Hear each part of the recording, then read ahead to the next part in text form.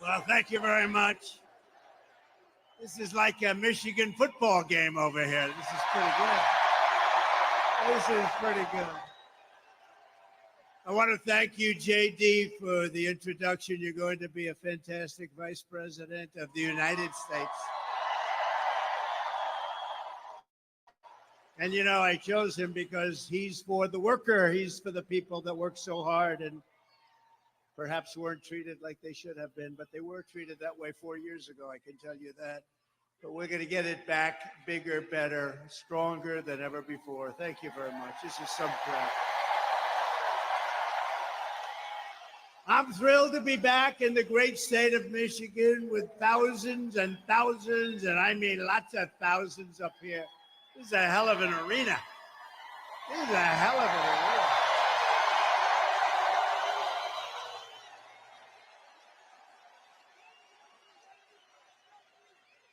But you are the hardworking patriots that we love. You know, they have crowds of people outside. You're not even going to believe it. They go blocks and blocks.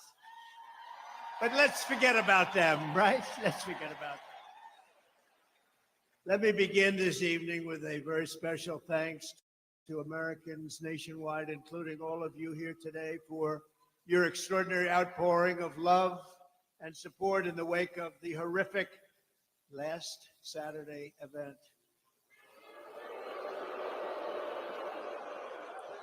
And when you think of it, it was exactly 1 week ago today, almost to the hour, even to the minute.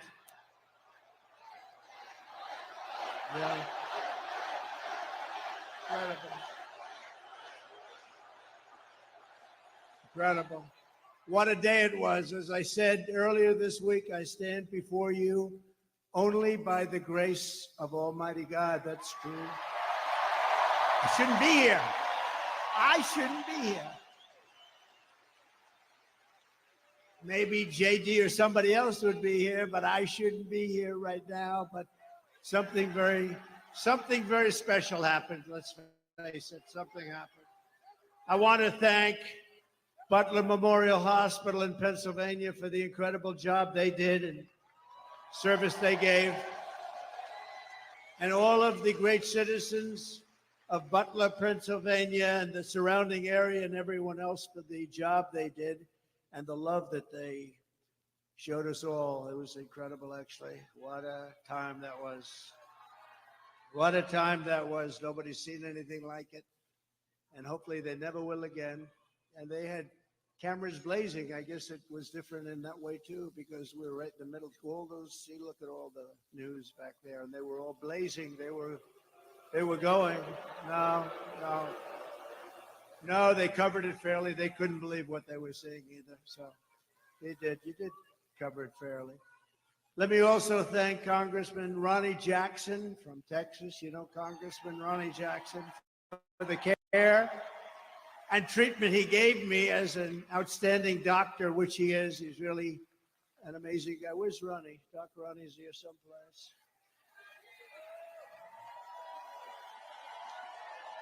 Thank you, Ronnie. Thank you very much. Great doctor. He was a great admiral, a great doctor. He's a White House doctor for Bush, Obama, and a guy named Trump. And they said, who was the healthiest of the three?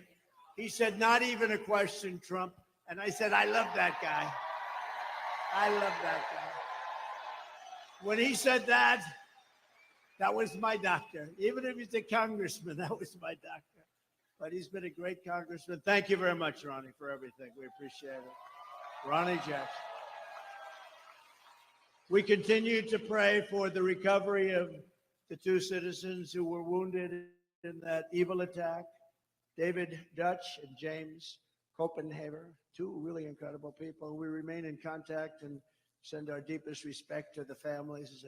Corey, as you know, Corey Comparator was a brave firefighter who died, funeral yesterday, shielding his wife and daughters from bullets. He shielded them from the bullets of this horrendous person. Corey was a hero, and we will carry his memory in our hearts for all time. Great hero.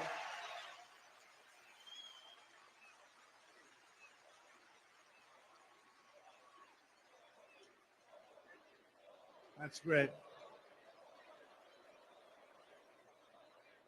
And he was a big trumper, and we will never forget him, right?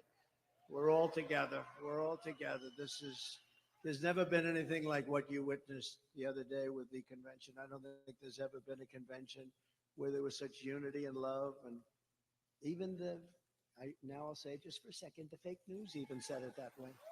I want to be nice, but the fake news reported it correctly. There's never been such unity, and everybody did a great job, and the speeches and everything. It was just an incredible event. And I'll tell you what, Milwaukee was a fantastic place. This was a beautiful arena, and they did a really great job. And Wisconsin is going to vote for us because we spent $250 million. And when they go into the voting booth, they're going to say, we love this guy, Trump. He gave us $250 million with jobs, and they're going to vote. Wisconsin's a very important state, as we know. But they really did. Wisconsin did a great job. Milwaukee. They did a great job, and the arena was fantastic. And it was just love. It was like a big, beautiful 4-day love fest. There was no fight, there was no fight, no screams, no shouting, no get that guy off the platform. And in case there was, we had the Hulkster with us, right? How good was he? How good was the Hulkster? And Kid Rock called. He said, I want to get, Kid Rock is big, and he wanted to get down, and he did an unbelievable job. He was great. But all of them, everybody. We had so many great people there. It was really an amazing thing to see, and it was really something I don't think there's ever been. A lot of people report. I think it's either party. There's never been anything like it. And now we have something coming up where they're going to go for the convention, and they have a couple of problems. Number one, they have no idea who their candidate is, and neither do we. That's a problem.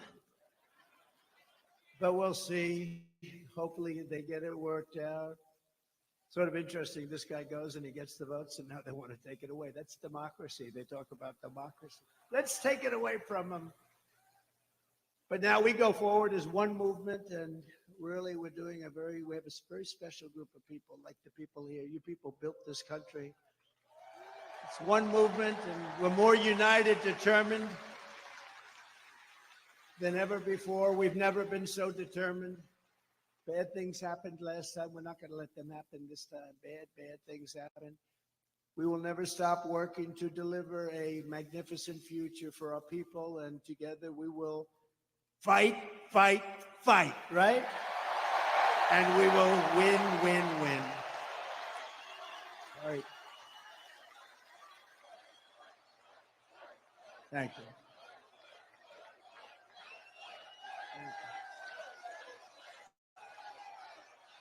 I like this place. You ever walk in to a place and you say, I sort of like this place?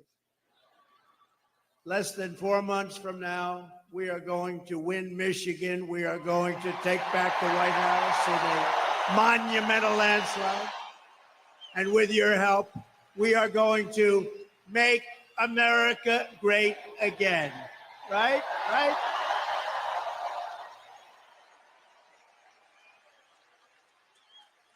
At our convention just a little while ago in Milwaukee on Thursday, it was my tremendous honor to officially accept the Republican nomination for President of the United States. And I used to say it in 2016, and I meant it 100%, but I mean it even more now because this country has gone wrong. We're a failing nation. We're really a left-at failing nation right now. This will be the most important election in the history of our country. This is going to be the most important election. We cannot let it slip by. We cannot let people cheat. We cannot let this slip by, or we're not going to have a country. Because I do have other things I could be doing. It would be a lot easier. Although I'd rather be with you than sitting on some gorgeous beach watching boring waves coming in.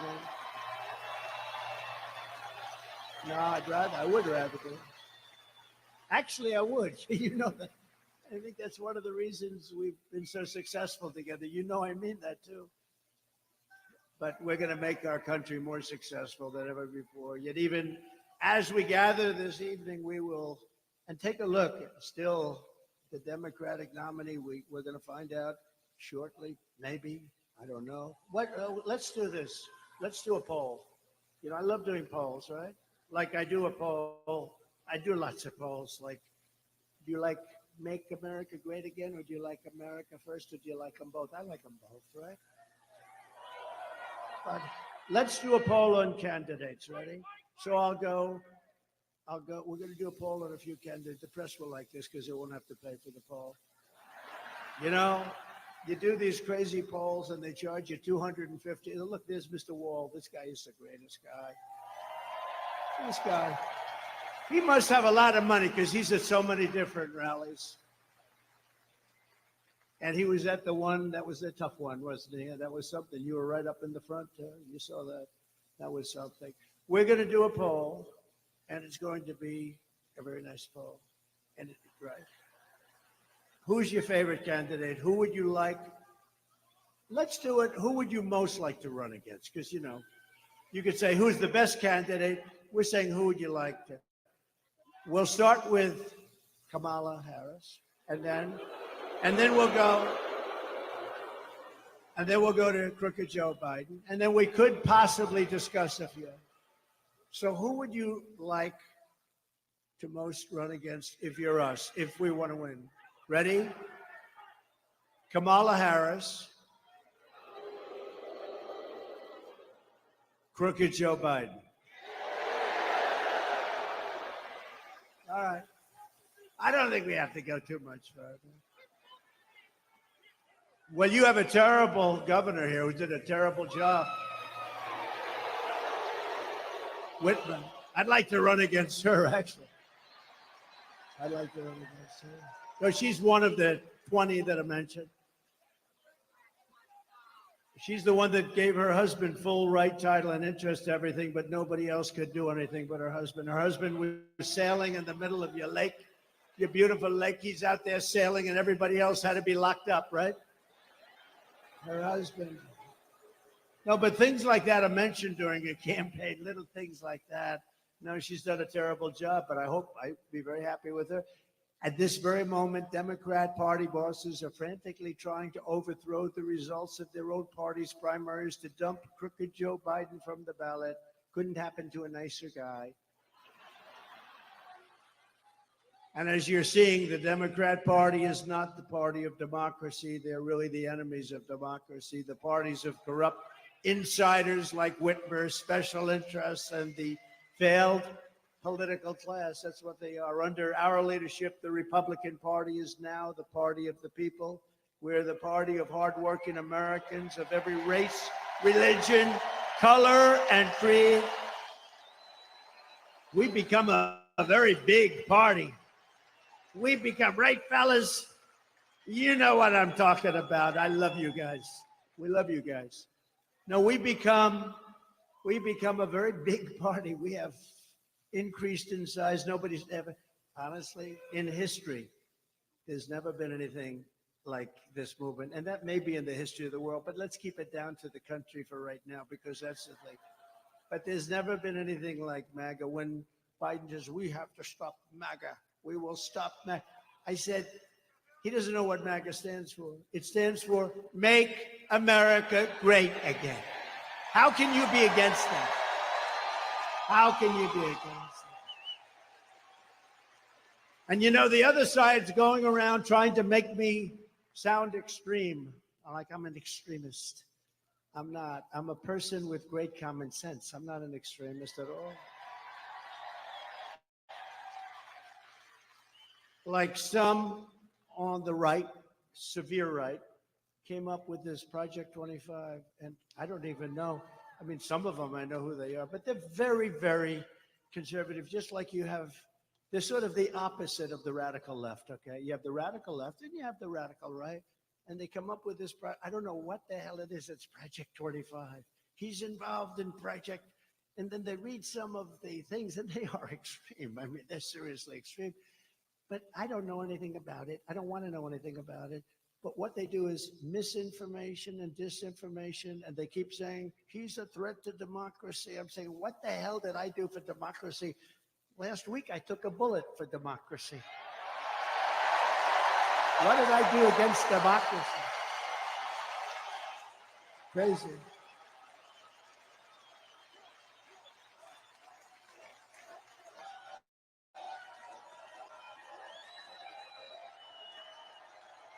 Hello, Chris. Here's our great campaign man. Chris, are you having a good time? Look at him. He's back there, cool as a cucumber.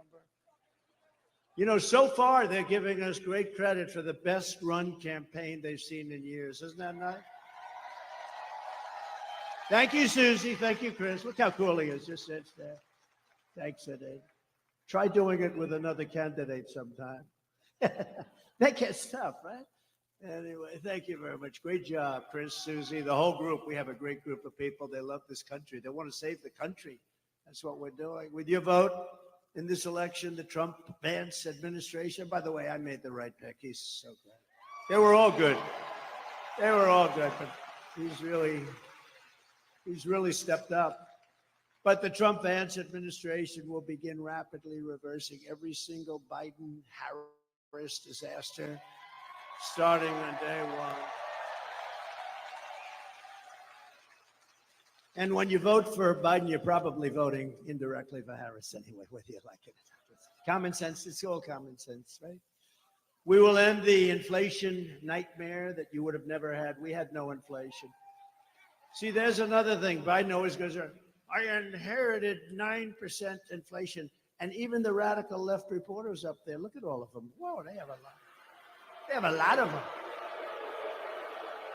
They have a lot of them. Look at those cameras, but they'll start turning off as soon as I start mentioning certain things.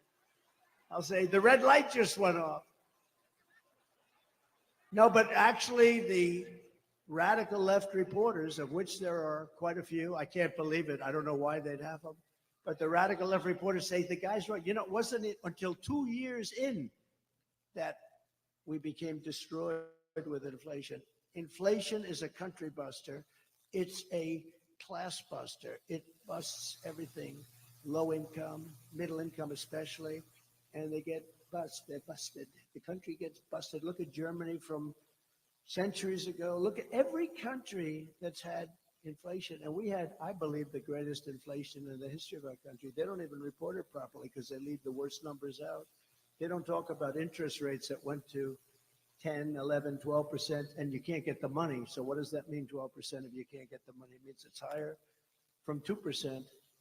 We will seal the border and we will stop this terrible invasion of our country.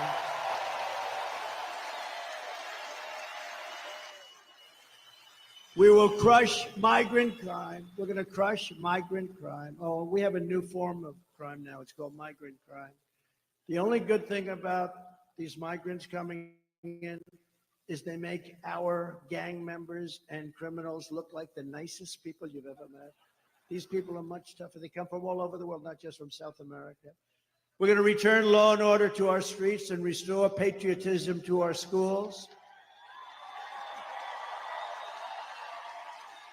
We gave you already the largest tax cut in the history of our country, larger than the Reagan cuts, but now we will give you an additional tax cut, a number of tax cuts that will make it.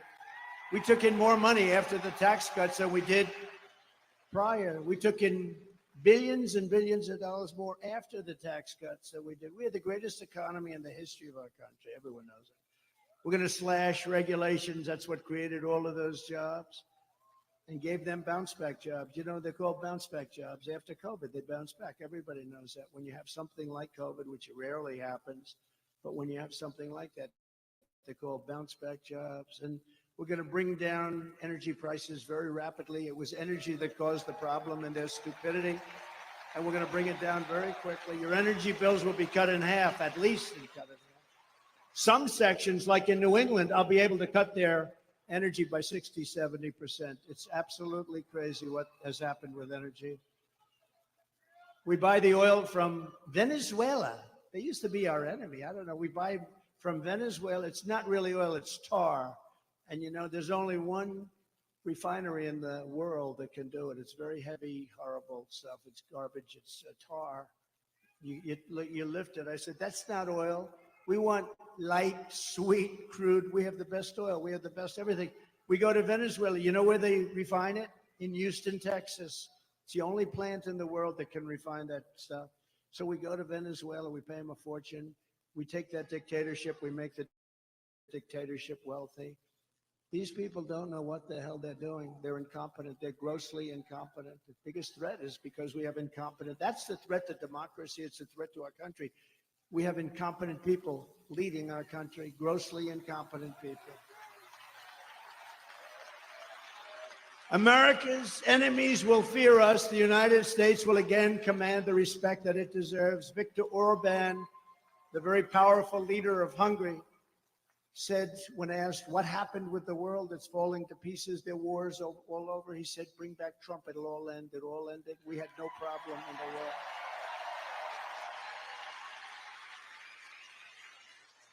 And something beautiful is going to happen because we will bring back the American dream, and it'll be bigger, better, and bolder than ever before.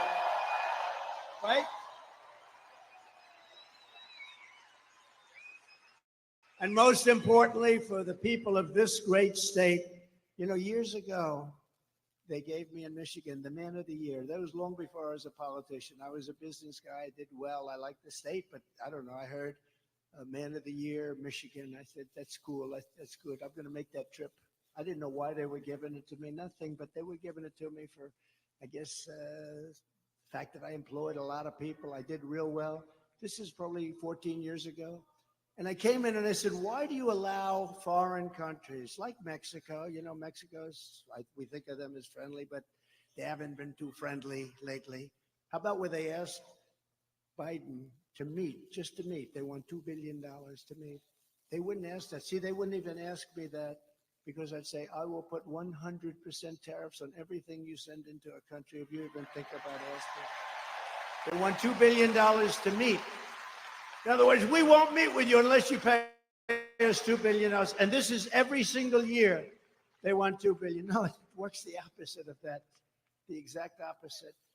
But you know, when you see the things that are happening to our country, and all you have to do is know how to speak. When I watched the way our border was handled, we had the best border, the safest border, the border that saved my life. You know, I was pointing to an immigration border sign when I made this turn. And that thing went that way instead of that way. So I owe immigration my life. It's true. It's true.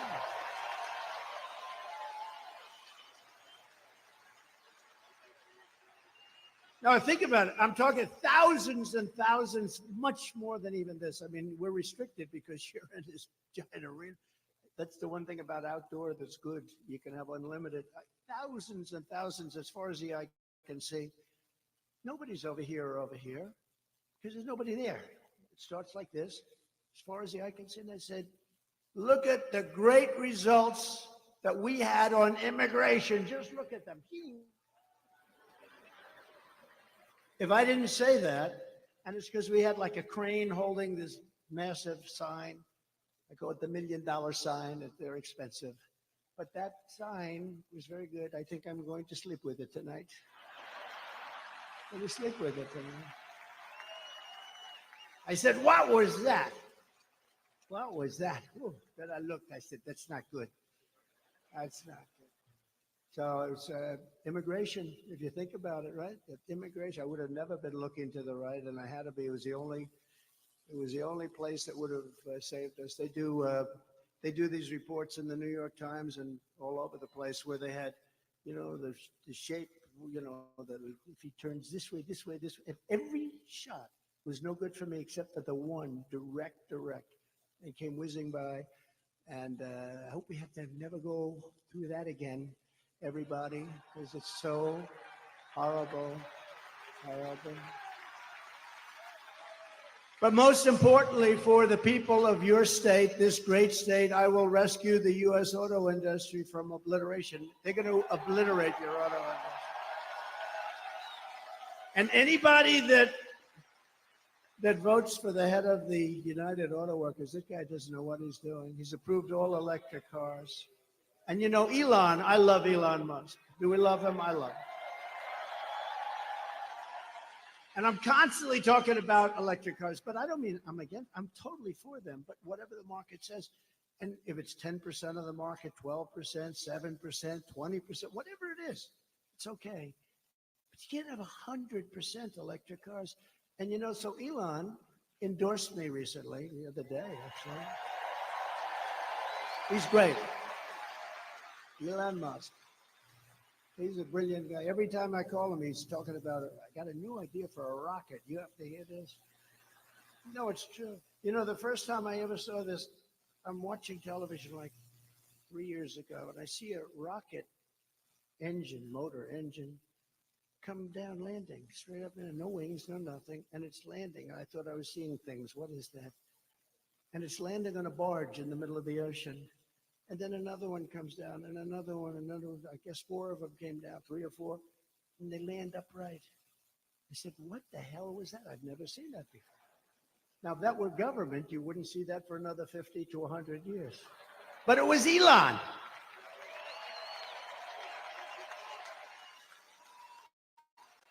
Now, think of that. And I called him, and I've always had a good relationship with him, but I called him, and I said, what was that?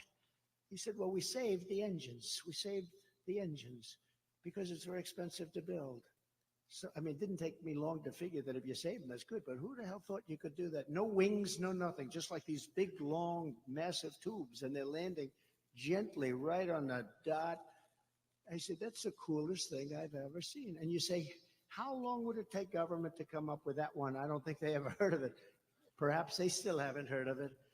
But, you know, he's a very advanced person, and he's doing other things that are great, and so are others. We have to make life good for our smart people, you know? We have some smart people. We have to make life good for our smart people. And he's as smart as you get.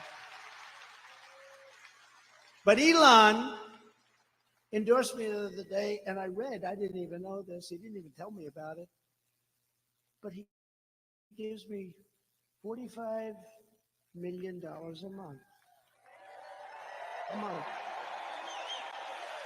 Not 45 million. Gives me 45 million a month. And I talked to him just a little while ago to say I was coming here. How you doing? And he didn't even mention it. He didn't mention it.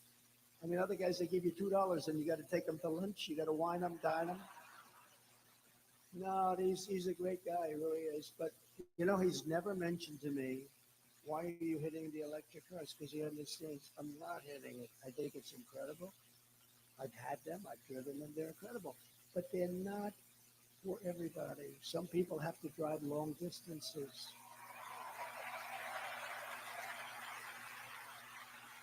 And they tend to be more expensive. And, you know, they'll probably be made in China because China has all of that material. Oh, there's a guy that I stood up here. Are you the same guy, the same muscles? Look at that guy. Are you the same guy? Yes? No kidding. It's pretty good memory, right? Unlike somebody else that I happen to be running against. You wouldn't. Come on up here. Get up here. I got to get this guy. This guy was central casting. Look at him. Look. Oh, I think he was standing on a box. That was the only thing. I said, come on up here. Don't hurt yourself.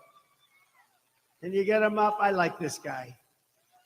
He's a serious union guy, a United Auto Workers. You look at him get over there. It's okay. He does not carry guns. He's not. Come on up here. Look at him. Look at his shape he's in. I'm glad to see you. I'm glad to see this guy. I told you we're going to get 85 million of us out there to vote for him.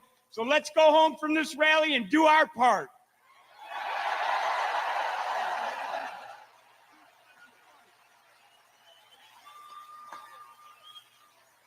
Look at the arms on him. I may have height, but his arms are definitely more powerful, huh? Look at that guy. Now, last time I was here, I saw him, and he was so great, and he was agreeing with us on auto. We want to bring car manufacturing back, and what the deal with this thing with the all-electric cars by in 6 years from now? It's ridiculous. You know, in the Midwest, they open up chargers. They opened up 8 chargers. You read about this.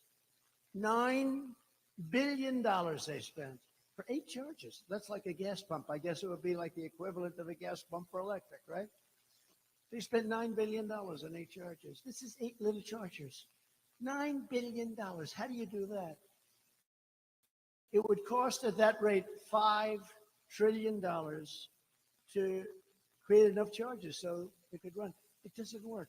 And it doesn't work the trucks either. I was with Swift, big Swift company. How many trucks you own? 29,000, sir. 29,000, that's a lot of trucks. One of the biggest, I guess like the biggest. I think he's the biggest, right?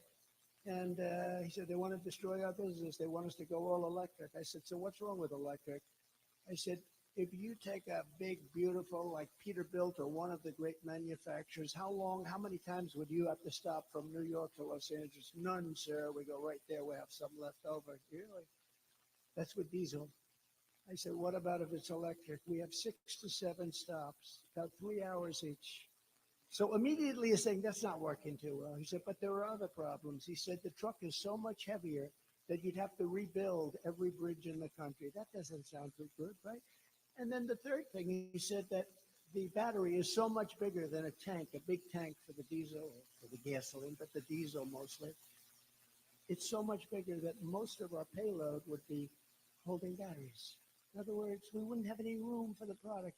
So let's say you hear those 3 minor details. Typically, you would end the conversation, would say that doesn't work. These people said, we don't care. We want you to go all electric. Can you believe these people? They're crazy. They're crazy. No, they're crazy. And they want boats to do the same thing. I was with in South Carolina, one of the biggest boat manufacturers of, smaller fishing boats from, let's say, 16 to 35 feet. And he said, we have a problem. They keep pushing, the beautiful outboard engines. You have Mercury and Evinrude, I guess they used to have. I don't know if they have it anymore. But those big, beautiful outboard engines they have, they work great. Or just interior engines run by a thing called gasoline. So he said they want us to figure out how to go all electric in a boat, right? All electric. I said, well, what is the problem? He said, we'd have to take the entire lower cabin where we have bedrooms, and we'd have to make that into a battery. But the bigger problem is, sir, it won't float because it's so hot. It won't float. It won't float. And I always tell the story with like, well, what would you do? Because, my uncle was a great professor at MIT for 41 years, I think. He's the longest serving Dr. John Trump, she knows. He was very smart. We have a very smart family, actually. But he was a great guy, and I always thought he was very interested in this, but the press kills me all the time. They say, he keeps talking about sharks and this. I don't. Boat, it's all electric, and it starts to sink. I asked the guy, do you get electrocuted sitting over this? And then I say, and I don't think there's anything wrong with this, do you? Because it's an analogy.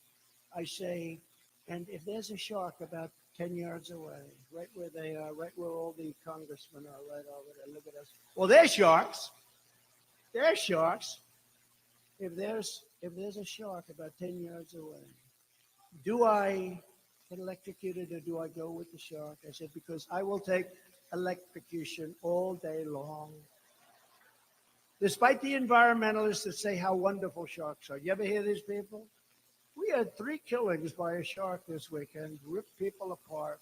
And then you have the environmentalists. Well, they didn't mean to do it. They mistook them for a seal. They didn't want to hurt the child. No, I don't want that. Common sense, right? I mean, how about they catch a shark, vicious that they've been after, and they take them to a little deeper water and they put them back in?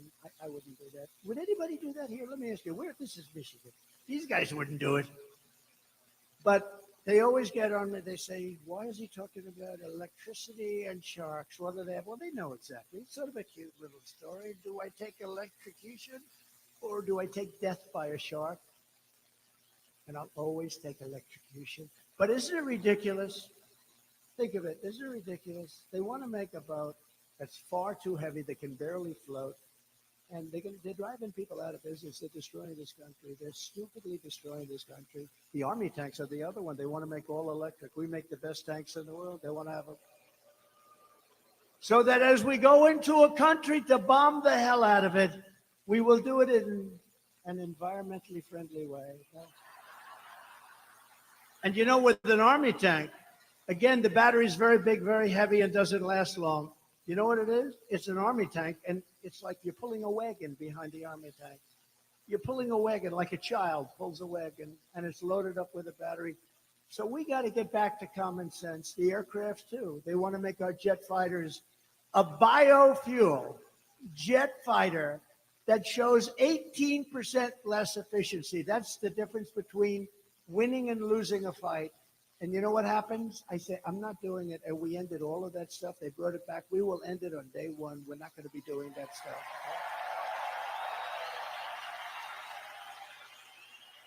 In 4 short years under my leadership, I did more for Michigan auto workers and manufacturers than any president in the history of our country. And just as I promised, I withdrew from the Trans-Pacific Partnership, which would have totally destroyed your auto industry. I ended the disaster known as NAFTA. That was the worst trade deal ever made. That was the worst trade deal considered by him. That was so unfair to us with Mexico and Canada. The worst trade deal ever made, and replaced it with what they call the best trade deal ever made, the USMCA, Mexico and Canada. And I know it's good because Mexico and Canada are right now, as we speak, working like hell to try and renegotiate the deal. Don't do it, Biden. Well, he doesn't know what's going on. Don't do it. He's watching us now. He'll say, what's that trade deal they're talking about? Well, so they've been negotiating with us for about 2 years. I never heard of that negotiation. Where is Mexico anyway? Where is it? See, now the fake news will take the statement I just say, where is Mexico? And they'll put it on television. Trump didn't know where Mexico is. Oh, they did.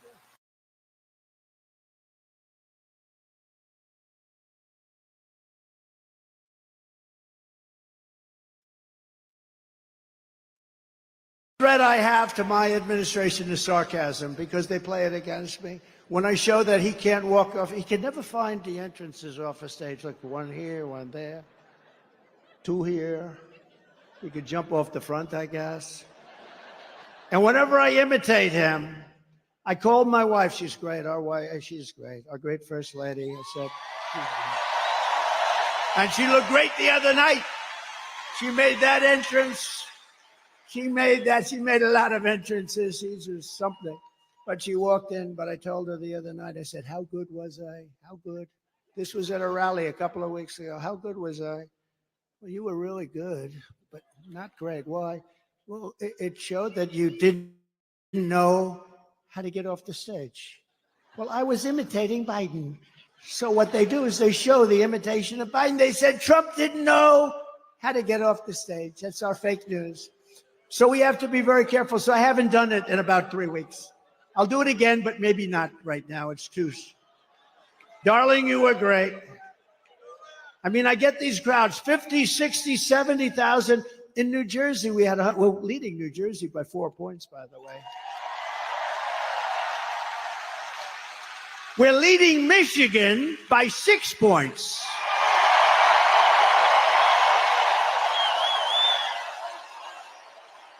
Right. And a report just came out. Actually, we're leading everywhere and nationally, and that we have to keep it that way. Got to make sure they don't cheat. Got to make sure they don't cheat. I took on China like no administration in history, bringing hundreds of billions of dollars pouring into our treasury when no other president had gotten 10 cents. You know, China never gave us 10 cents. I got hundreds of billions of dollars from China. And I got along very well with President Xi. He's a great guy. He wrote me a beautiful note the other day when he heard about what happened. And he wrote me a beautiful, most of the leaders do. You know, a lot of them didn't like what I was doing to them, but they also knew It was about time. The jig was up, right? It was about time. But they wrote me, almost all of them wrote me notes. It was nice. No, I have a good relationship with all of them. That's a good thing. You know, a lot of times the press would say he gets along with Kim Jong-un, North Korea. He has a lot of nuclear weapons. I got along with him great. You were never in danger with me as your president. It's a good thing to get along, not a bad thing. I used to tell him, why don't you do something else? All he wants to do is buy nuclear weapons and make them. I said, just relax, chill. You got enough. You got so much nuclear weapons, so much. I said, just relax. Let's go to a baseball game. I'll show you what a baseball. We'll go watch the Yankees, or we'll come watch Michigan at its home opener. Okay, how about that? Are you going to have a good team this year, I think, right? Pretty good. I heard good. But who the hell knows, right? Guy drops a pass, that's the end of that season. It's a risky business. I proudly imposed a 27.5 tariff on all Chinese auto imports to keep China and Chinese cars, keep them out of America. You don't sell a lot of Chinese cars in here because of what, and if you did, it'd be fewer cars that you made. We're going to bring back the auto industry we're going to bring it back. We're going to have them. If they want to come in and sell us cars, they can, but they have to build plants here and they have to hire our workers, and that's fine. And nobody can say anything about it. Under the radical Democrat policies, the U.S. auto industry is being decimated. You know, we lost 64% of our industry over the years, 64%. We were a giant. And now a lot of them made in Mexico. Mexico's taken 35% of the auto industry. And we did something very strong. We did something very strong with Mexico. But, you know, when I was building the wall, I said, you have to give us 28,000 soldiers. And they laughed at me. I hate when people laugh at me. I hate it. No, it's so disrespectful. They laughed at me. We won't do that. Why would we do that? I said, because you have to. We're building the wall. People are flowing in through your country. We want 28,000 soldiers to protect us while we're building the wall. They said, no, no, no. And then they said, after I said, look, here's the story. If you don't do it, we're going to charge you a 25% tariff on every car that you send into America. And then it's going to 50% next month. Then it's going to 75%. And then it's going to 100%. And then I'll stop. And the gentleman representing the president's a great guy. He's no longer president, but he's a great guy. He was a great guy, still is. But he said, I'd like to discuss this with the president. I said, 5 minutes. I got to go. I have something much more important to do. And he came back. He said, Mr. President, we would love to give you soldiers to protect your wall, free of charge, of course. That's how I got those great numbers on that beautiful, beautiful graph that we talk about. They gave us everything I wanted. I got everything from Mexico. And then this stupid person, low IQ, he's a low IQ individual. Take his IQ. I guarantee you it's in the low 50s or 60s. And he's negotiating against Putin, President Xi of China, Macron of France, very smart guy. I told him he was going to do something very bad to our country. I said, that's okay, you can do it, but I'm going to put a 100% tariff on all wines and champagnes that come in from France. He said, no, no, no, Donald, you cannot do that. I said, I'm doing it. Donald, you cannot do that. That's not fair. He's going to charge our companies, American companies, 25% for doing nothing, for being in France. Big deal, right? Big deal. So I said, okay, that's all right. I'm charging you 100% tariff. I gave it to all my people, Mnuchin, all smart guys. They came back, sir, they won't do it. They won't budge. I said, they'll budge. I called them up. And I talked to the president of France, Emmanuel Macron. He's a nice guy. I said, but he's, he likes France. I like the USA. Does that make sense? I said, Emmanuel, it's so nice to talk to you. I understand you're going to charge our companies 25%, Emmanuel. Yes, yes, yes, Donald. It was approved by whoever the hell approves the parliament. Whatever the hell they have over there, they were going to approve it. It's been fully approved. Yes, I'm so sorry. I said, well, that's okay. You can have it approved. But here's the story. Starting tomorrow morning at 7 o'clock, every bottle of wine and every bottle of champagne that's shipped into the United States is going to have a 100% tariff on it. No, no, no, you cannot do that. That is not fair. I said, not fair for you to charge our companies 25%. He said, you cannot do it. I said, I'm signing the papers now. I will call you right back. Calls me back. Donald, we would be delighted, Mr. President, to take that tax off. We have decided to take it off. It'll be off by tonight, sir. It'll be off by tonight. And it was off. And it was off. You think Joe Biden does that? He doesn't know what the hell he's doing. Their policies are no good. Remember, whether it's Biden or anybody else, they want open borders. They want all the same stuff. So it's like, but he's in particular, he's pretty bad, I tell you. Can you imagine these killers, these are sharp. The press gets angry. They said, is President Xi of China, is he a smart man? I said, no, he's a brilliant man. He controls 1.4 billion people with an iron fist. He makes guys like Biden look like babies. They don't even know whether they're coming or going.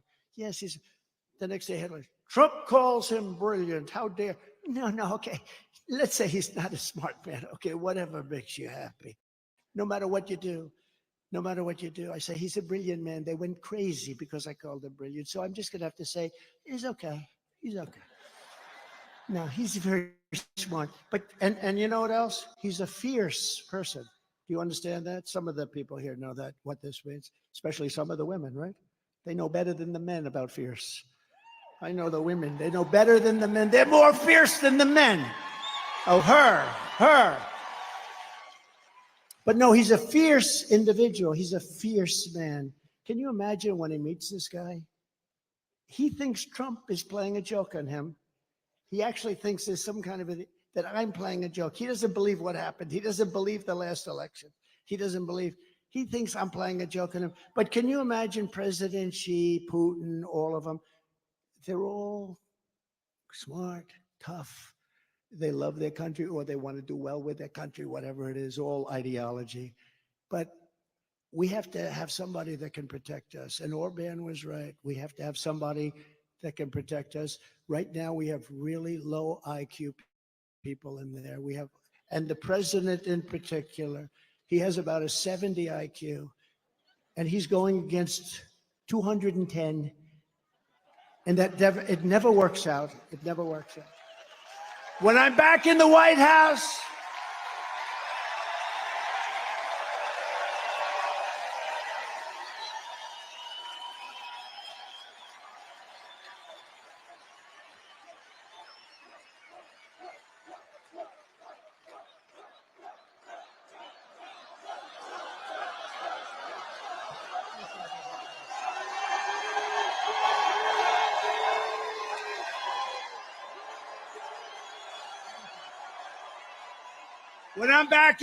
House, the way they will sell their product in America is to build it in America. They have to build it in America, and they have to use you people to build it. Thank you very much. It's very simple.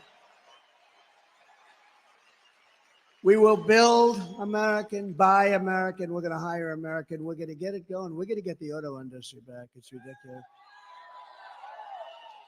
I will revoke China's most favored nations trade. They have a most favored nations trade status. They've had it for years. We had it revoked, and then we had that stupid election, that ridiculous election that everybody knows was ridiculous.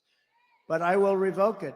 They have a trade where basically they're saying we're just beginning. They're not just beginning. They're teaching our people too much. I will pass the Trump Reciprocal Trade Act, meaning if China charges us a 100 or 200% tariff or tax, we will charge them a 200% tax. Very simple. Called reciprocal. They charge, we charge. It sort of says, I shouldn't say this, because, Franklin Graham, I told the story the other night, Franklin Graham, he's such a wonderful guy. Billy Graham was his father, the greatest. My father used to take me to Yankee Stadium to watch Billy Graham. The place was packed, and he would get up and he would rant and rave, and you left there and you believe that it was God, in fact, that helped me last week. You would believe it if you listened to Billy Graham. And Franklin Graham is right, probably, But he wrote me a beautiful letter. He says, President Trump, I watch your speeches and your rallies all the time. I love your storytelling. There's nobody that can do it like you, but please, you're hurting yourself very badly. Don't use foul language. It made me feel bad, actually, because I don't use much. I don't use much. And if it is foul, it's not really foul. You know, there's really foul and there's foul, and then there's a little off. Like some people don't even, they don't like the word hell. That's a bad word. You know, I mean, that's not good. Or the word bullshit they don't like, so I won't use it. No, it's true. But it's more descriptive. There's just no word to sort of. But he said, so please, so I've been really good. And for the last 4 or 5 times, I've really been good. But, you know, you lose a little something. But reciprocal trade, it basically means you screw us and we'll screw you. It's very simple. And I can't describe it. And I don't think it's foul. But he's probably right. To further protect Michigan auto workers, I will end the Biden-Harris electric vehicle mandate on day one. It's going to end on day one. And I will immediately terminate the Green New scam, and we're going to use that money to build roads and highways and bridges. Under Biden and the radical left Democrats, inflation is wiping out our middle class. Groceries are up 57%. Gasoline is up 69%. Quadrupled. They've gone up 3, 4, 5 times. And they never include that in their stats, you know. They never include those things. They never include mortgage rates. And you can't get the money anyway, so what really is the number? And since Democrats took over, total household costs have increased by an average of $28,000 per family. Think of that. Under my leadership, we will throw out Bidenomics and we will replace it very simply with Maganomics. Maganomics.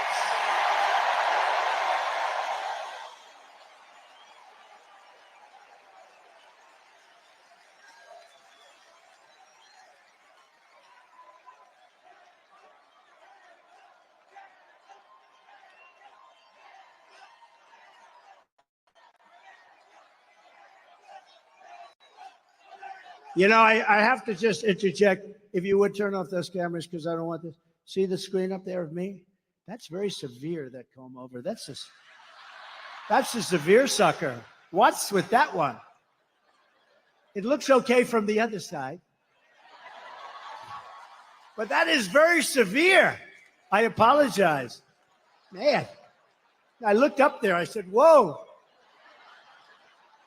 Look at that. Wow. That's like a work of art.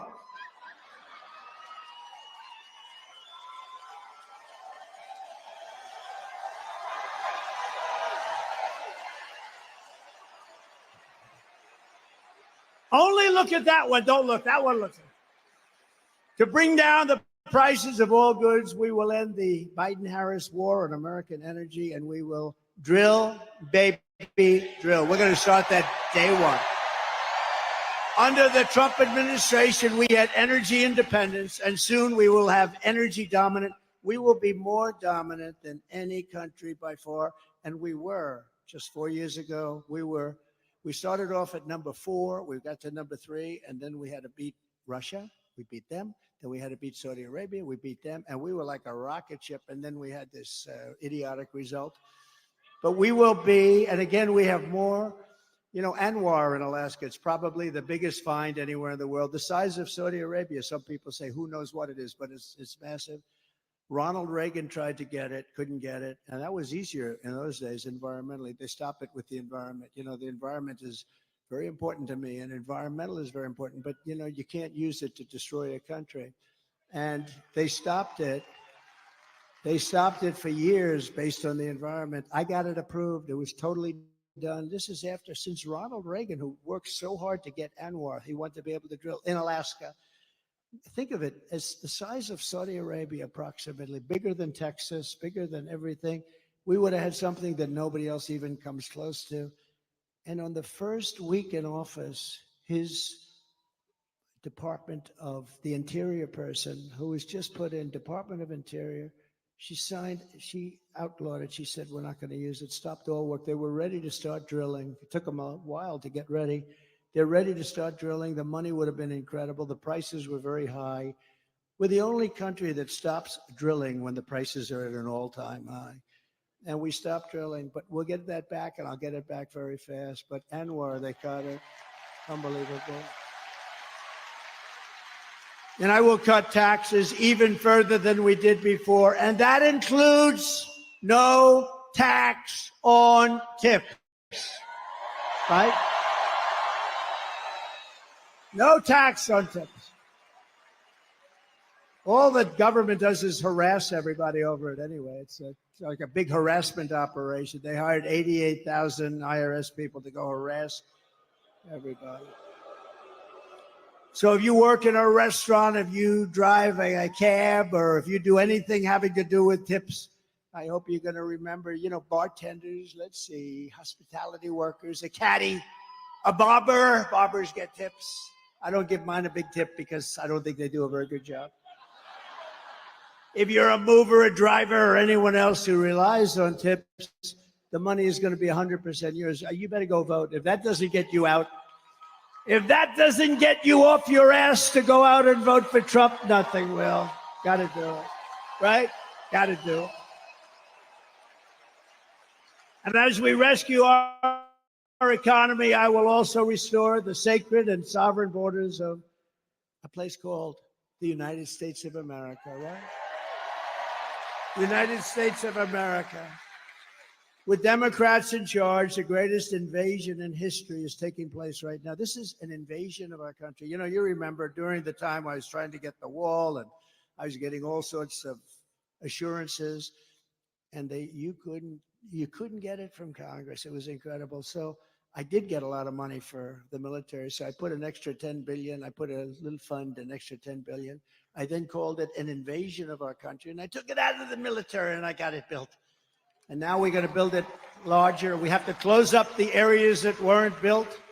We have certain areas where we needed to have them open for a little while for getting all of our stuff back. I don't like leaving brand new bulldozers and everything on the other side of the border, right? We want to close it up. But we had certain areas we had to close up. And when they took over, they said, we're not going to close it. I said, these guys actually do. I thought they were kidding. I thought they were not being serious. Who would want an open border? Who would want an open border where people come in from prisons and jails and mental institutions?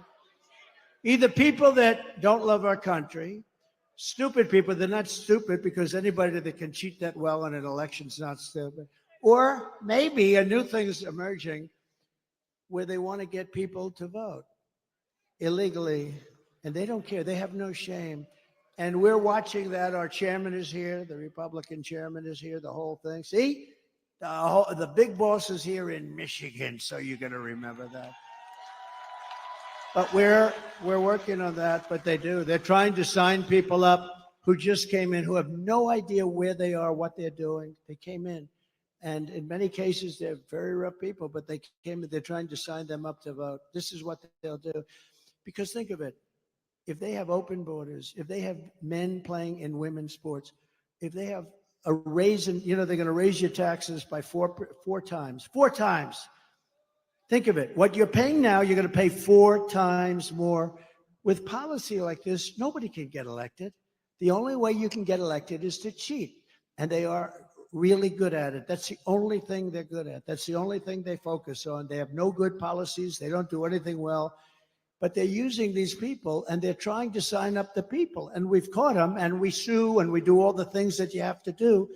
But they have no shame whatsoever. So that's really one of the big reasons I think they're allowing it, because they're not stupid enough to allow prisoners and people from mental institutions, people from insane asylums, and it drives them crazy.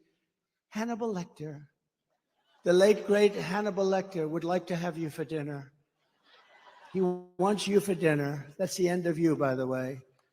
But no, these people are being dumped into our country, and nothing good is going to happen from it. That's why we have to do a big deportation and get them the hell out, okay? We have no chance.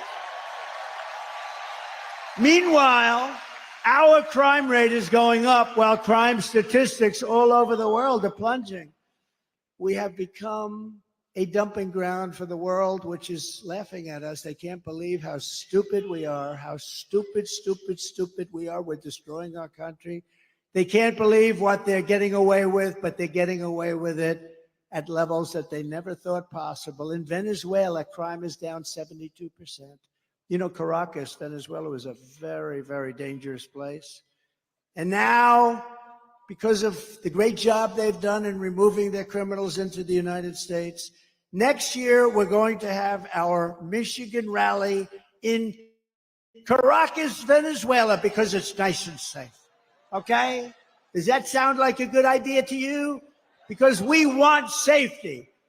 Now, the press is going to write that. They're going to say, Donald Trump proposed next year's Michigan rally in Caracas, Venezuela.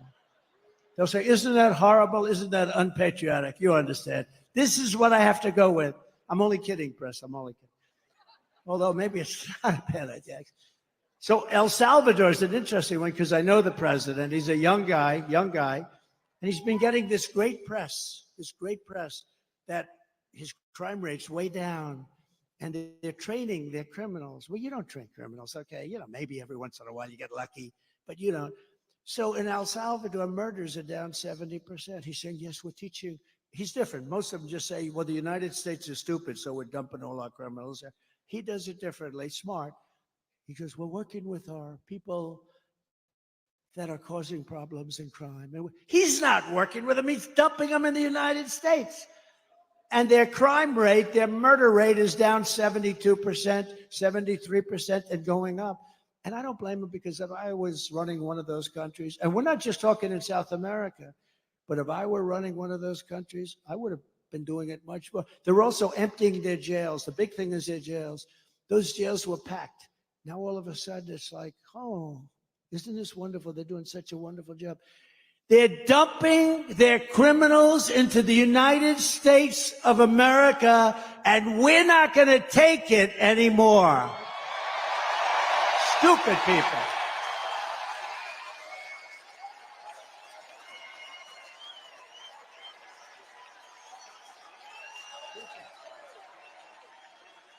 You're not going to teach a criminal not to be a criminal. Not going to happen.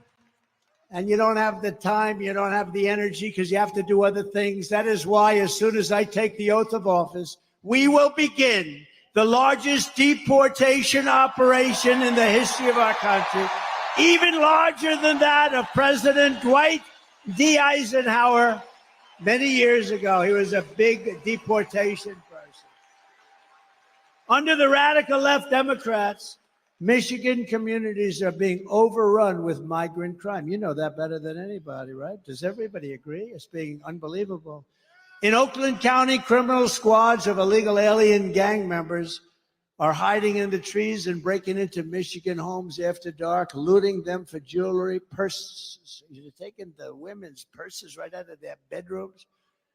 Electronics, cash, they're stealing, they're robbing the houses. Earlier this year in Kent County. Does anybody live in Kent County here? Sounds good to me, but you're not going to like this. A sadistic illegal alien, of which there are many criminals, was sentenced for executing a 22-year-old Grand Rapids woman while she was in her car with her 1-year-old baby, shooting her at least 5 times with a rifle at point-blank range, while the killer was wanted on an outstanding warrant for attempted strangulation of another woman. When I return to the White House, we will stop the plunder, rape, slaughter, and destruction of our American suburbs, cities, and towns. We will shut down deadly sanctuary cities. We're not going to have them anymore. And we will shift massive portions of federal law enforcement to immigration enforcement. We're going to get the bad ones out. We're going to get them out immediately. It's not going to take long. We're going to rely on law enforcement, and we're going to give law enforcement back their dignity, respect, and power so they're allowed to protect you.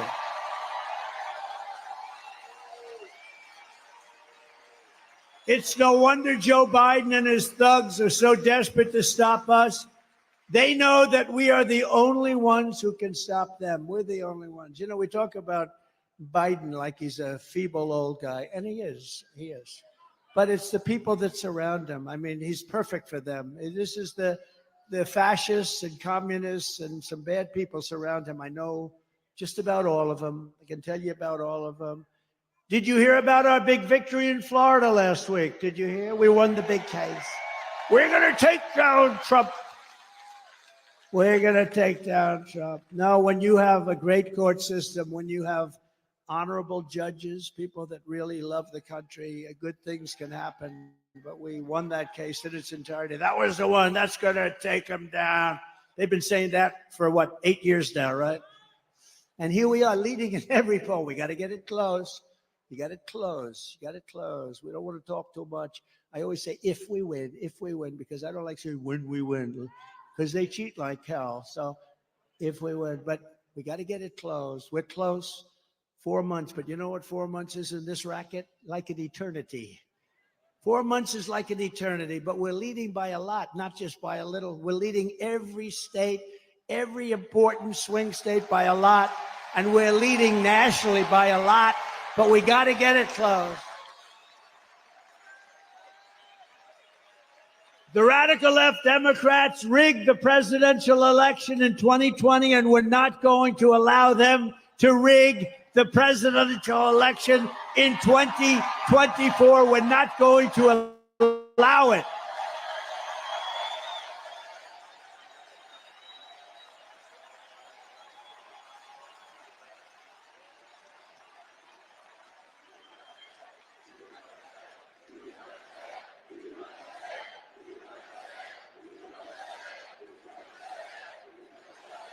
Every time the radical left Democrats, Marxists, communists, and fascists indict me, I consider it a great badge of honor. You know, I've been indicted more than the legendary Alphonse Capone, Scarface.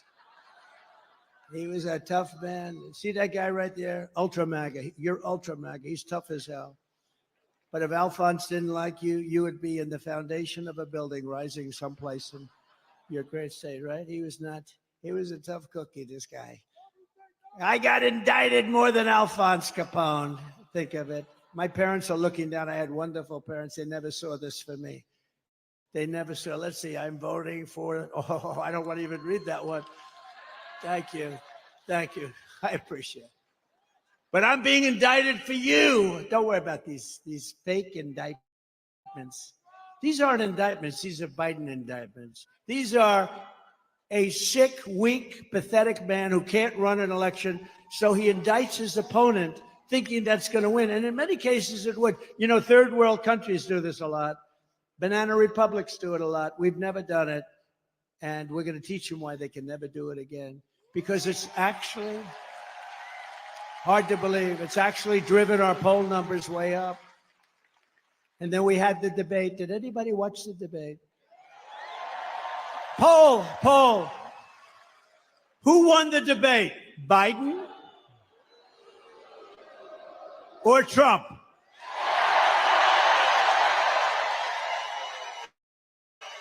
Poll, free poll. I just saved $300,000. Isn't it something these pollsters, I have Tony Fabrizio and McLaughlin back there. I got to be careful. But I just saved $300,000 doing that poll. They interview like 97 people have been interviewed, and Trump is leading by a little smidgen. I got 25,000 people here or something. They got so many people outside. I wish we could include them. I'd love to get them in. Would anybody like to leave now and let the other people come?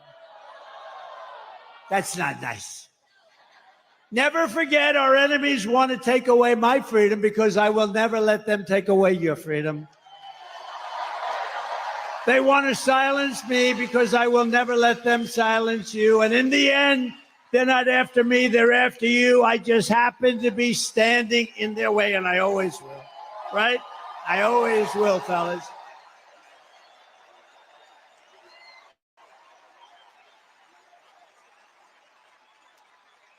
So we have some exciting news today, because we're pleased to be joined by many outstanding Michigan patriots. They are, I know every one of them, including your next U.S. Senator from Michigan, Mike Rogers. And Mike, is just as adamant as me. He'll vote to stop the invasion, end inflation, halt the outsourcing of Michigan jobs, and bring back the auto industry. You are going to double or triple your auto industry within the next 3 years under Trump. Mark it down. Mark it down. Because we're not taking their cars. We want them to build the cars here, using you people to build them. Also with us is another good man who is running for Michigan Senate seat, Sandy Pensler. Do you know Sandy? So I have a big announcement to make then. Sandy has just announced that he would like to do something very important tonight. So you have Mike, who's a total pro, Sandy, who's a total pro. I'd like to ask both of them to come on up, and I'd like to have Sandy make a statement first. Thank you. Come on up, fellas.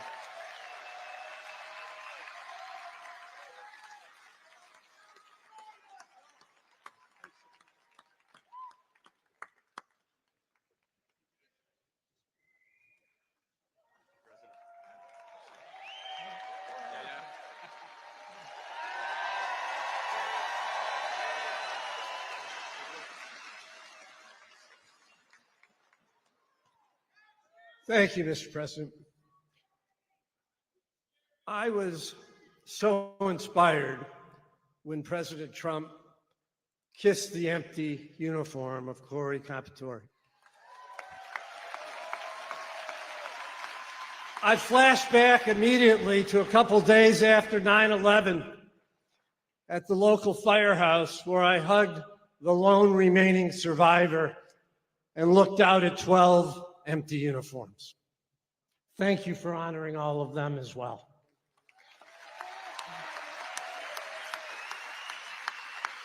My campaign was always about making America better. The best way to do that is to enact President Trump's policies. Let's go, Trump! Let's go, Trump! To do that, we need control of the Senate. A divisive continued primary effort hurts the chances of that, and that's not okay. So tonight, I'm doing the right thing and ceasing my Senate candidacy. No, it's not an aha. It's the right thing. President Trump endorsed Mike Rogers. Tonight, so am I.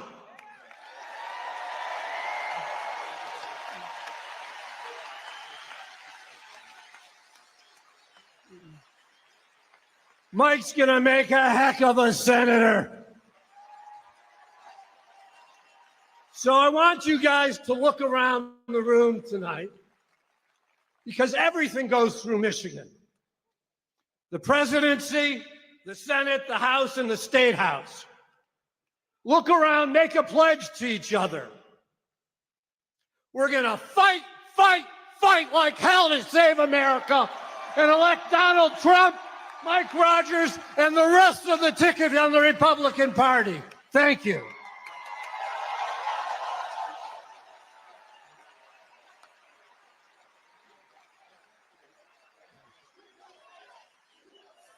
Thank you, Sandy. I am honored to have you stand with us and all Republicans to win the state of Michigan. Thank you for your courage. Thank you for your leadership. You're going to be an important voice going forward in our party in Michigan. And Mr. President, I want to say this as a former law enforcement guy. It wasn't that the bullet took you to the ground. It was the fact that you got back up for America.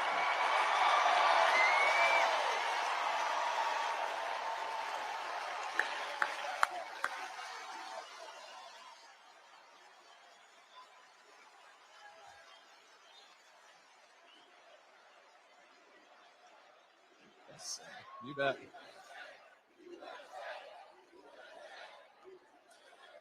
I have spent my career working to protect America as an Army officer, as an FBI agent working organized crime in Chicago, as the chairman of the House Intelligence Committee. I have never seen a more unsafe America because of the Democrats over the last 4 years.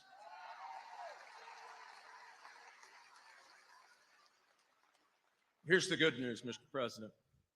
You will have a partner in the United States Senate that will bring manufacturing back to Michigan. We are the arsenal of democracy. We will be again in this great state.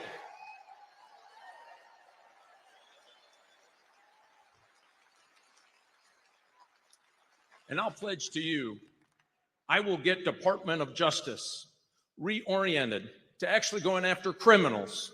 We are going to dismantle fentanyl distribution from here to the steppes of China, and we're going to tell China, you sell in the United States, you'll have a price to pay.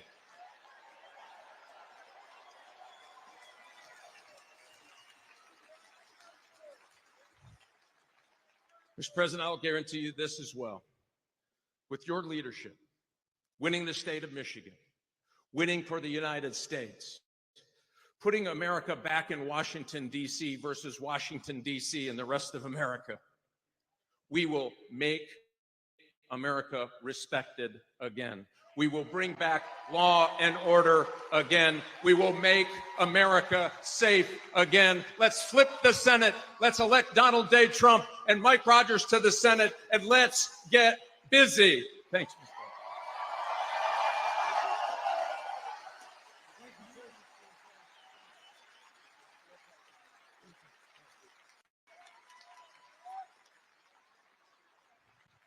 We're unifying the party, and that was beautiful to watch. Thank you, Sandy and Mike. And Mike, good luck. You're running against somebody that's a bad senator. You don't even, I was there for 4 years plus. I don't even remember meeting that particular person. This is not a senator for Michigan. Mike Rogers is going to be a great senator. He's got gravitas. He really knows his way, highly respected in Washington. And I think, I mean, it should be an easy race. Nothing's easy, but it should be an easy race. So good luck. Good luck. And thank you very much, Sandy, Mike. We're also joined by members of Congress, and they're great people, friends of mine, warriors. Jack Bergman. Jack? Thank you, Jack. Great job. A real friend of mine, somebody I was very much in favor of right at the beginning, John James. Thank you, John.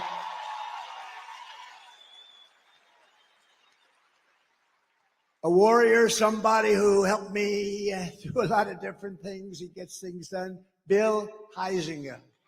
Bill, thank you, Bill. Thank you very much. And another one. These are all great people. Tim Wahlberg. Thank you for everything you've done, Tim. You've been unbelievable. Always there for me, right? Always there. And a man from a slightly different location, a little bit down. You're not going to get there with an electric car, but unless you want to stop a few times. But he comes from a state known as Florida, a great place, and he's so respected. He's such an incredible man. Brian Mast. Brian. Thank you. Thank you, Brian. Brian. Thank you, Brian. What a guy he is. He's a warrior. He's a real warrior. Thank you, Brian. Michigan House Republican leader, Matt Hall. Thank you, Matt. Good job you're doing, Matt. Are we going to win, Matt? Will you please make sure? We need these local ones, right? That's right. Michigan Senate Republican leader, Eric Nesbitt. Thank you, Eric. Great. Thank you. Good job. A congressional candidate who I hear is doing very well, Tom Barrett. Tom, get in there and win. Good. A friend of mine who was really brave, ran a tough race. It's amazing, actually. Really did well. Her father was a very special guy who was in the steel industry, and he passed away. A battle with cancer, a long time battle, but he was fantastic. And I got to know them both very well. She's a terrific woman. Tudor Dixon.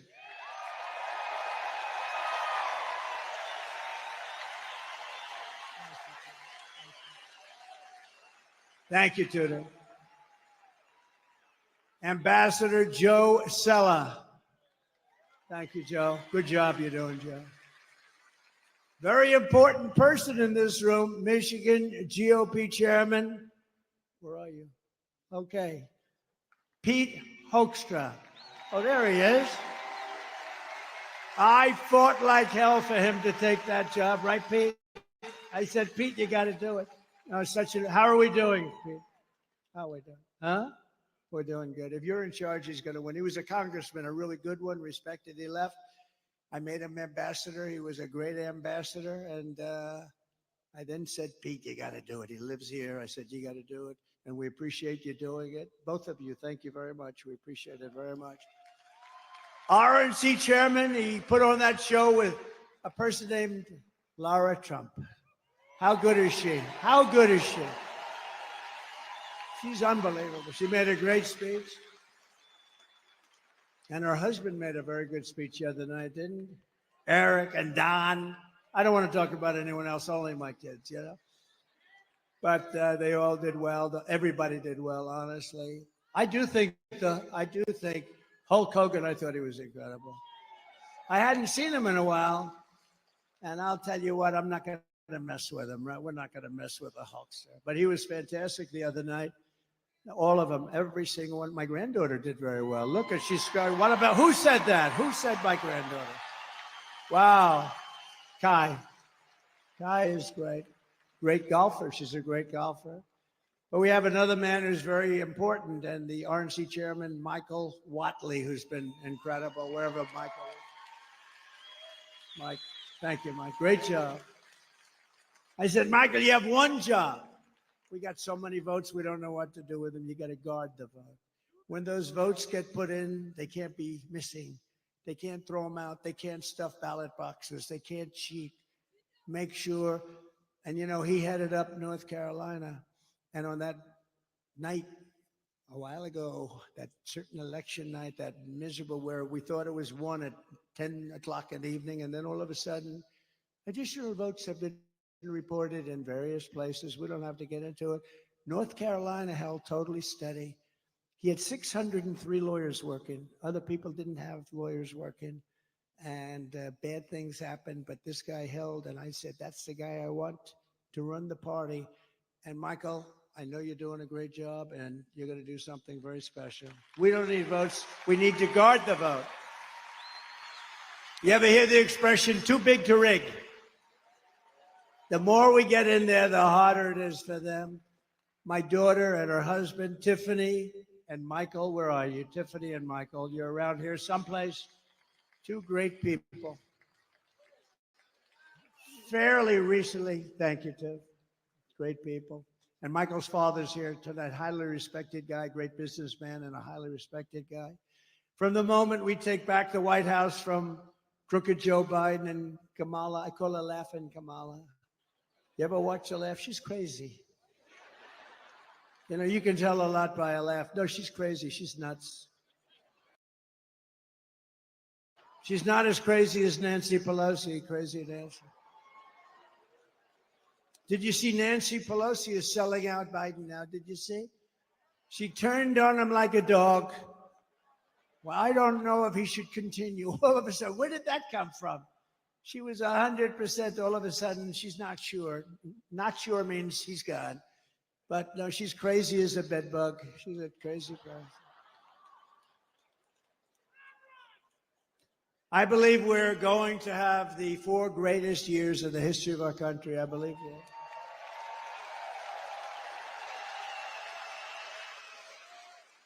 And I believe that Michigan is going to have the greatest of all of any of the states, because I'm going to bring back your auto industry. I'm not going to take this. You know, in Mexico, they're building among the largest plants for auto manufacturing anywhere in the world. In Mexico, near the border, they think that they're going to make cars and sell them into the United States and lose all our jobs. It's not happening. And you know who owns those plants? China. China owns them. And we're not letting it happen. We'll put 200% tariffs on, 400, I don't care what would. Whoever is building your plants, we're not allowing any of those cars to come into the United States, okay? We're telling that to Mexico right now. You want to build those plants? A friend of mine who builds plants, that's all he can do. He's a great guy, but his strength is plants. If you say walk across the street, he's not that good at it. But to build a plant, he has no problem. He builds great auto plants. I said, I'd like to see one. Take me. He goes, well, we'll have to go to Mexico. I said, what about the United States? No, not so much. He goes, they're actually some of the biggest in the world being built right now in Mexico. I said, this happened over the last couple of years with this stupid president that we have. Stupid. He's a stupid person.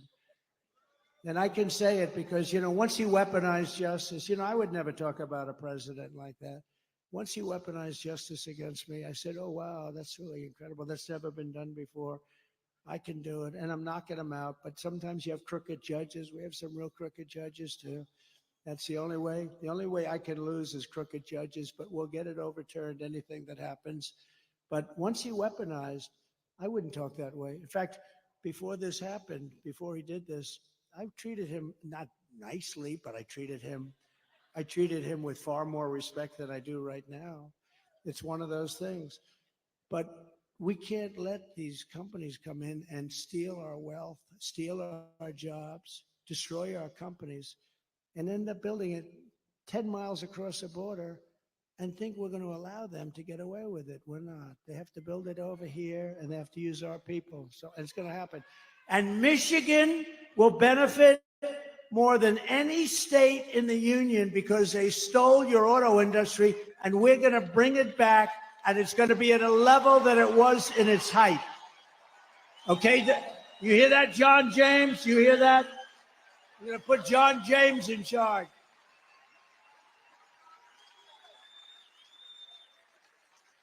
And the amazing thing, it's not even hard to do. It's not even hard. It's so crazy. If you want to build something in China, you're building it here and you send it over there. We don't want it. They'll charge you like 250% tariff. We don't want it. Then you get an invite. Build your plant over here. So these companies, they go over there. Harley Davidson did it in India. They couldn't sell. They had a 200% tariff on motorbikes. I had them in the office in the White House, the Oval Office, and the head of Harley Davidson. I was disappointed in that, actually. We were talking about it. I was telling them the problems, and I was going to help them out. But I said, how are you doing in India? No good. Why? We have a 200% tariff. In other words, if we sell a bike, they have like this massive tariff. And I said, well, if you have a 200% tariff, that means you're not going to be able to sell any. But they invited them over to build a plant, and Harley Davidson went, and I guess they're building the plant or built it or something. But that's what they do. I don't blame India. I blame us for allowing it to happen. It's not going to happen anymore. I had it stopped. And then we had the COVID fight. We had to fight COVID. We did a great job. We never got the credit. We got credit for military. We got credit for everything. I defeated ISIS. We did unbelievable things. Unbelievable. We got the biggest tax cut in history, the biggest regulation cuts in history. When I go to the companies, the big companies, highly sophisticated, I said, so I got you the biggest tax cuts in history, and that was good for jobs. And I got you the biggest regulation cuts in history, and that was good for jobs. If you could only have one, would you take the regulation cuts or the tax cuts? Every single person, and I must have asked the question 200 times over the years, said the regulation cuts were more important than the tax cuts. Can you believe it? You wouldn't think that. But we got you the biggest regulation cuts in history. Before I even arrive at the Oval Office, shortly after we win the presidency, we win. We're going to all win it together. I will have the horrible war between Russia and Ukraine settled. And I will be the only one that can make this statement. I will prevent World War III from happening. You're very close to World War III.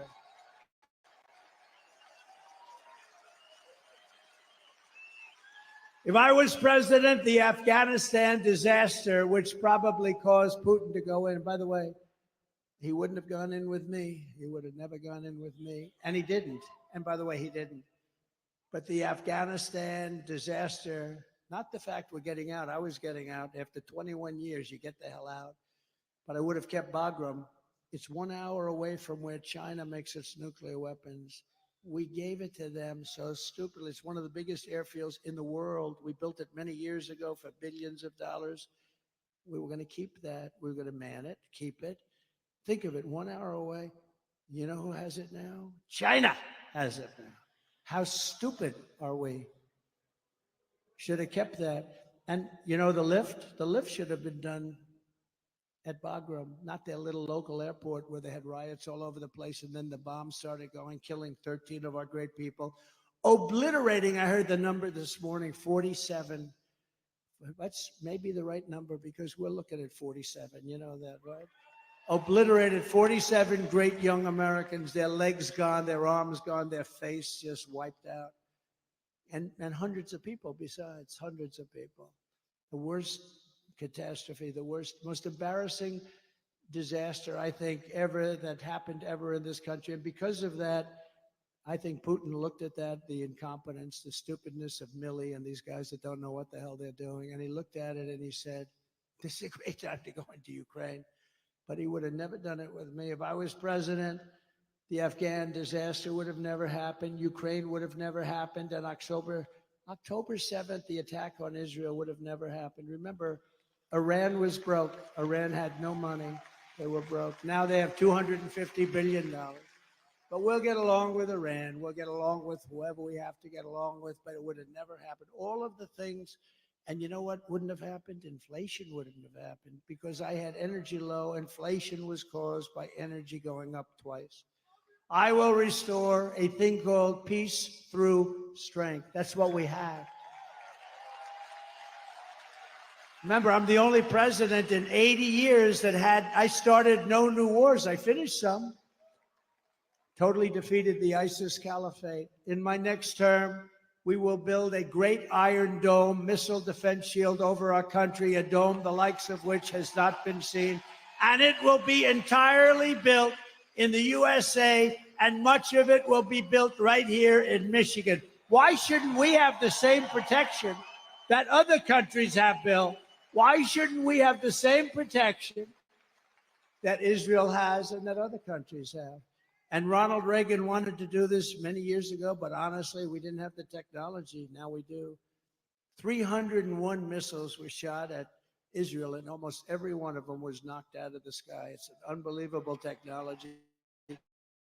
And it's our technology, and we're going to use it for our country, and we're going to be a lot safer than not having it. The Iron Dome, we're going to build the great Iron Dome, the latest and the greatest, and much is going to be made right here in Michigan, as you can imagine. And we will not cut one penny from Social Security or Medicare. And they are really, you know, they want to raise the retirement age. Biden wants to raise the retirement age and they're going to. You know why? All of these immigrants coming in, they're trying to put them onto Medicare and Social Security. So not only do they want them to vote, they want to destroy Social Security and Medicare. It's not going to happen. And we're not raising your age. One day, he's going to destroy. First of all, he doesn't have any idea what the hell he's doing. But I kept that promise 4 years ago. Remember, they said, he'll come in and raise Social Security. I went through 4 years. It was never even a topic that was allowed to be discussed. Because we have, between the liquid gold under our feet and all of the other things and the growth mechanism that we have in this country, we don't have to cut Social Security, which people have earned, and we're never going to cut it. And when you hear that stupid guy, that low IQ guy, get up and say, I inherited 9% inflation. False. He inherited 1.4, but really nothing. And when he says he's going to raise Social Security, no, false. He's going to raise it because he's stupid. That's why he's going to raise it. Don't believe it. They have this line where it goes one after the other. But one thing, it's very simple. They're going to raise your taxes 4 times, and that's there because they don't want to renew the tax cuts that I gave. It's approximately a 4 times increase, and they don't want to renew them. But you can't believe these people when they get up. Biden and I watched Camilla the other day, brilliantly put on Fox. I don't know why Fox does it. Please, Fox, will you please get smart? Will you please get smart? And she's ranting, he is going to destroy Social Security. He's going to destroy Medicare. He's going to destroy this. I mean, just made up. It's just sound bites. It's disinformation. That's the other thing they're good at. They say anything they want to say. I am going to protect your Social Security. We're not going to be raising the number of years. We're not going to raise it by 1 day, let alone 1 year or 5 years or 10 years like some stupid people want to do. We're going to grow our country. It's going to be growth. And it's going to be using the assets and resources that we have, much of it right under the ground. We're going to rebuild our cities into beacons of hope, safety, and beauty better than they have ever been before. We're going to have to work with the Democrat governors and mayors on that. But our cities are just horribly run. And then we have our capital, our beautiful capital in Washington, D.C. We're going to take it over. We're going to clean it up. We're going to renovate it. We're going to rebuild it. We're going to make our capital the most beautiful anywhere in the world. We're going to get rid of the nightmare of murder and crime. And it will become the most beautiful capital anywhere in the world once again, but far more beautiful than it was before. And when you want to go from Michigan to see the Washington Monument, yes, we're keeping the name Washington. We're not changing the name. Or the Jefferson Memorial, where there's a big move to change the name. We're not changing the name.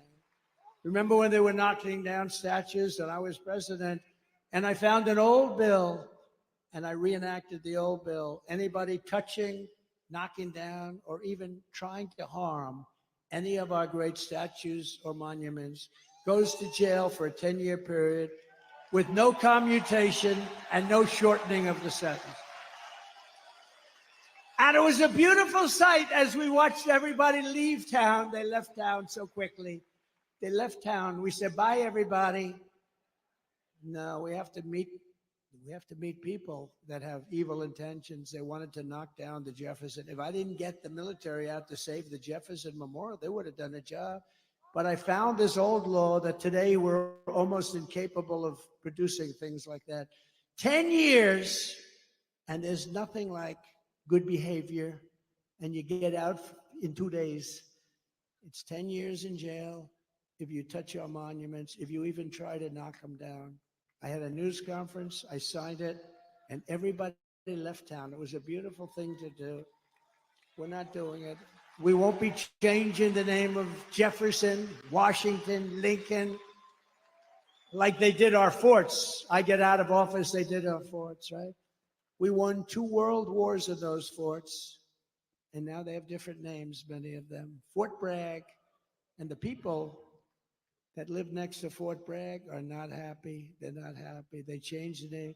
We won 2 world wars out of Fort Bragg, and then they decide to change the name because they think it's politically correct. On day 1, I will sign a new executive order to cut federal funding for any school pushing critical race theory, transgender insanity, and any other inappropriate racial, sexual, or political content onto the shoulders of our children. And I will not give 1 penny to any school that has a vaccine mandate or a mask mandate. And I will keep men immediately, day 1, out of women's sports.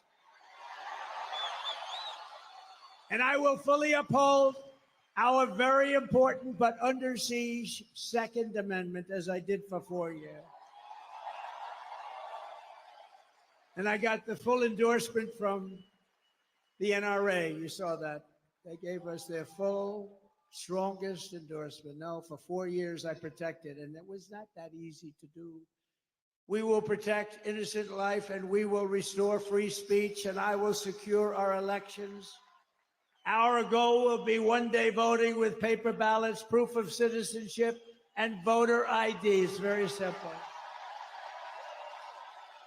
But until then, Republicans must win. We have to win, win, win, win, win. We want a landslide that is too big to rig. I said it before. I'll say it 100, 200, 300 times before that very spectacular date. But, remember, November 5th is not really the date. It starts in early September, North Carolina and some others, because now we have these ridiculous laws where you can vote before the election, after the election. We got to have 1 day voting, 1 day voting. What happened to those ballots that were over there last week? Oh, sir, we moved them around a little bit. Oh, really? I mean, think of it. You vote 2 months early. Nobody knows what the hell's going on. Where are all the ballots that happened? Why are they using a shovel? They're shoveling off. You ever see what goes on? Take a look at what happened in Georgia. They're shoveling ballots into wheelbarrows, moving them around. If you took the 10 worst presidents in the history of the United States and added them up, they would not have done near the destruction to our country as Joe Biden and his horrible Biden administration have done. They're destroying our country. They are destroying our country. And, you know, we get up and we have levity, we have laughter, but honest, there's really nothing funny about it. Flowing through, people from mental institutions flowing through into our country totally unchecked. And they moved many of them into hotels. Some of them are luxury hotels. Hotel owners are making a fortune. They're destroying their hotel in a certain way, but they're making a fortune. And our military is living on the street with nothing. And yet they're putting these people into luxury hotels. So if you want to save America, get your friends, get your family, get everyone you know and vote. You got to vote early, vote absentee. I don't care how you vote. You know, they all say, oh, sir, we have to vote early. Well, you know, a lot of times you vote early, that's gone. You got to vote, and you got to follow your vote. Make sure it doesn't get canceled out. You can do it. Vote on election day. I don't care how you vote, you've got to vote. Vote early if you want. Everyone's saying vote early. But look, you got to vote, and you got to get out and vote. You got to protect your vote. That's what Michael's doing. He did it better than anybody else in the country in North Carolina. That stayed right here when Georgia went down, when Pennsylvania went down. It stayed right there. All of a sudden, in certain states, they found all these votes. A totally rigged election. We're never going to let it happen again, because this time if it happens, we're not going to have a country. We won't have even a semblance of a country left. And if you want to help us ensure election integrity, sign up. It's called protectthevote.com. Protectthevote.com. Sign up. And that's on election integrity. You got to watch and watch very carefully. So in conclusion, from Marquette to Midland, from Lansing to Flint, and from Detroit to right here in Grand Rapids, we've had great victories in Grand Rapids. Remember when we won the state of Michigan? Now, we did much better the second time, but I won't mention that. But remember, and I was at Grand Rapids, and we came in, and we had a crowd like nobody ever saw late in the evening. Remember that? You were there? And we had a crowd like nobody's ever seen before. I said, why would we lose Michigan? And we ended up winning Michigan. I was right. Actually, Bill Clinton told Hillary that he was in Michigan. You're going to lose. You know, he's a good politician. You had a natural instinct. He said, you're going to lose Michigan. You're going to lose Wisconsin. They said, oh, why are we listening to this man tell us this? And he was right. Wisconsin and Michigan. I said, why are we going to lose? We had 49,000 people show up. She had like 300 people show up. I said, why are we going to lose? And we won. We won Michigan. And then we did much better the second time, but bad things happened. We're not going to let that happen anymore. We stand on the shoulders of the brave Michigan patriots and tough Michigan workers who manned the first assembly lines. You remember that? Does anybody remember that?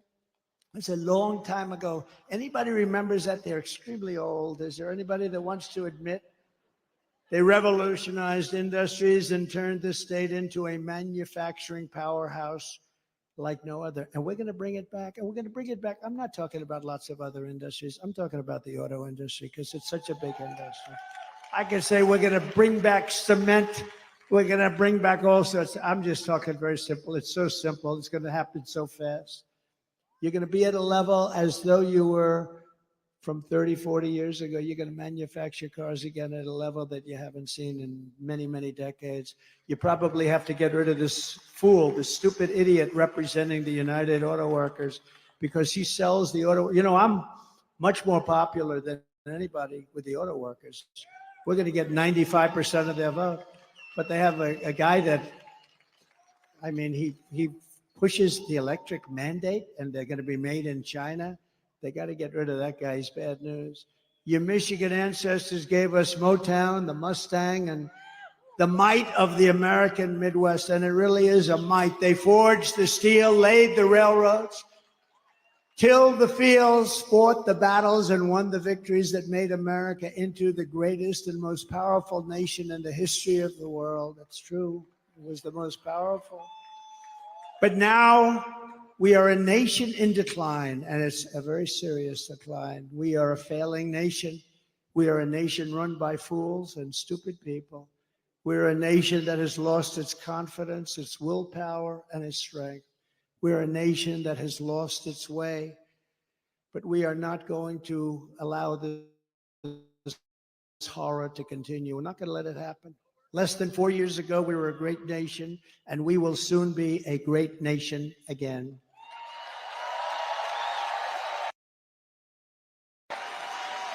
Right leadership, every disaster crooked Joe Biden has created can be fixed, and very, very quickly. Every problem can be solved, and every wrong can be rectified. By this time next year, America's borders will be strong, sealed, and secure. Very easily. Get ready, Tom Homan. Inflation will be in full retreat. Our economy will be roaring back. Optimism will be surging.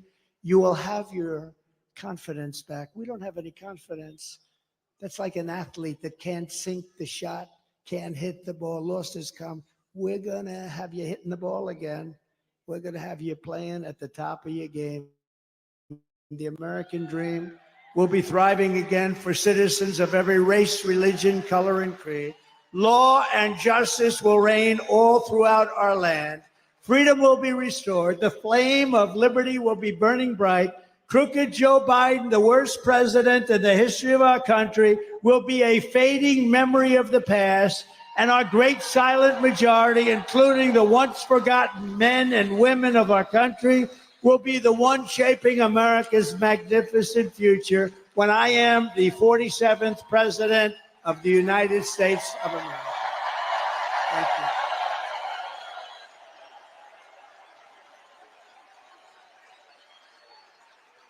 Because we are all Americans, and together we will show November 5th to be the most important day in the history of America. It will be the most important day. And when we turn it, our country's going to be great again. And if we don't turn it, our country is finished. You know it, and I know it.